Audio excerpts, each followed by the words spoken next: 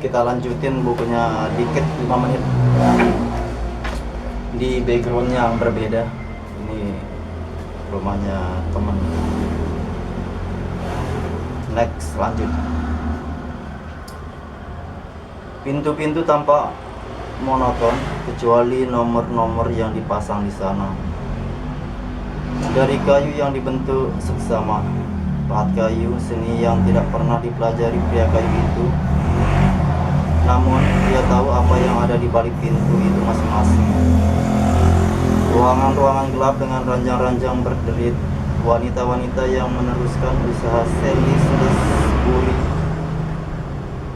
dan pria-pria yang termakan rayuan mereka.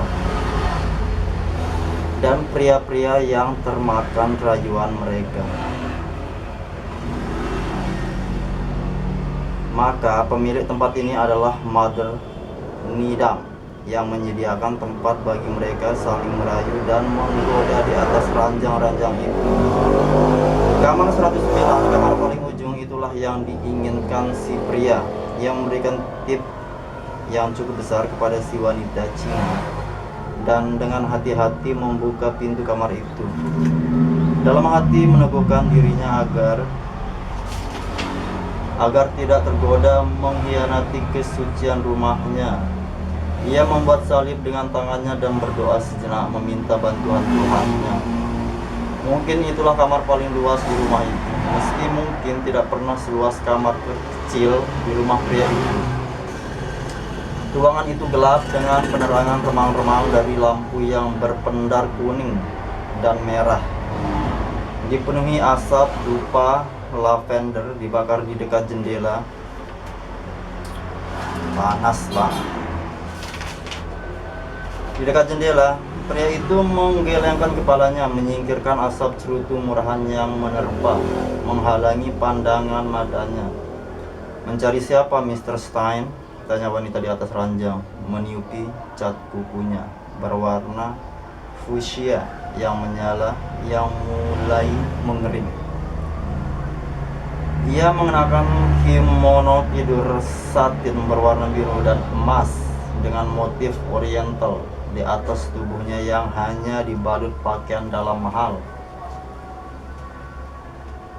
Wanita itu bangun dan tersenyum. Lipstik merah membaranya tampak berkilau ditimpa cahaya, namun juga sekaligus tampak berbahaya dan misterius. Mary Kettle, kurasa itu ide yang cukup menarik dan sedikit menggelikan kalau boleh jujur. Ini dalam kolom ini apa nih, dikit saya bacain. Kamar paling ujung itulah yang diinginkan si pria. Bisa dibaca. Pria itu menutup pintu kamar dengan sedikit gugup, menggeleng cepat dengan segala hormat. "Miss, tidak, aku tidak mencari Mary Kettle."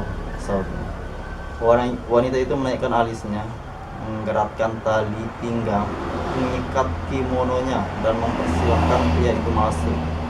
Mereka duduk di ujung kamar menikmati wine murahan, karena hanya itu yang dimiliki rumah pelacuran itu. Wanita itu sudah membaca kedatangan pria itu. Tentunya bukan seperti pria-pria lain.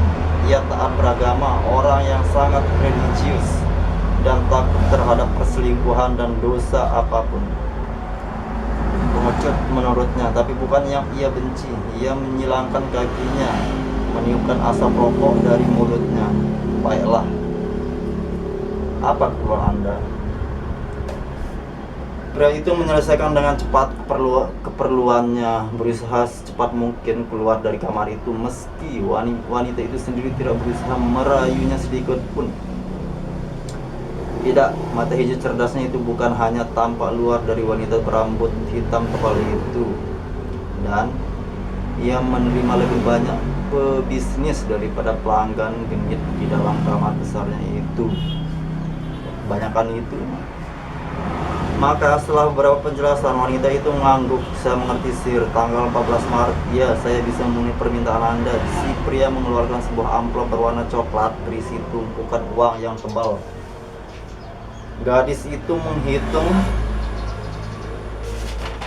Gadis itu menghitung sekilas, lalu tersenyum. Senang bisa berbisnis dengan Anda. Selamat malam, Miss. Ujar pria itu terburu-buru, mengangkat topinya sambil berusaha keluar secepat-cepatnya. Sir, panggil wanita itu setengah tertawa. Pria itu berhenti dan memperhatikan wanita itu tersenyum, setengah menggoda, setengah mengerikan.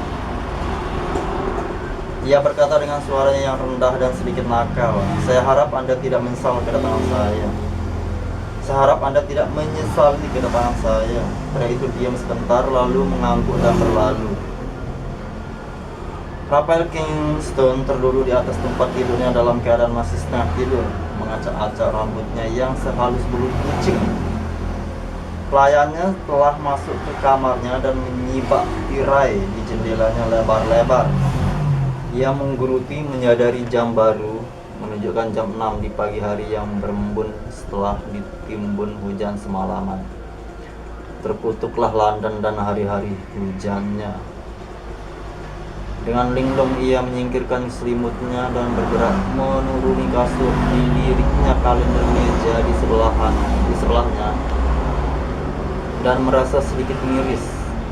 Hari ini ia akan menemui calon tunangannya, Sarah Stein. Ia putri seorang pengusaha kaya raya, dan itulah sebabnya ia tidak bisa berhenti menguras otaknya untuk menemukan alasan logis pria kaya itu mau-maunya menikahkan putri satu-satunya kepada pria yang status keluarganya jauh di bawahnya. Mungkinkah agar ia bisa disetir, agar mau menjadi penerus perusahaannya? Tanda tanya. Ya, mungkin. Tapi bukankah masih banyak orang lain? Ia baru menuju usia 32 tahun dan sama sekali tidak ingin menikah.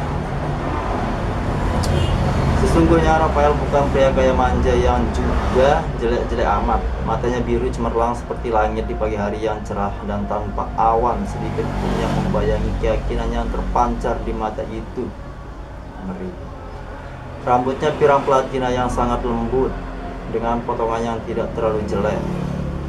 Kulitnya seperti pasir di pantai yang indah, dan tubuhnya tidak sekrempeng anak-anak pada umumnya. Tidak sekrempeng seperti anak-anak pada umumnya. Cukup berbentuk dan berisi. Ia gagah, berwibawa, dan suaranya terdengar sejuk ketika ia memamerkan senyum di wajah manisnya. Tapi tetap saja dia tidak mau menikah.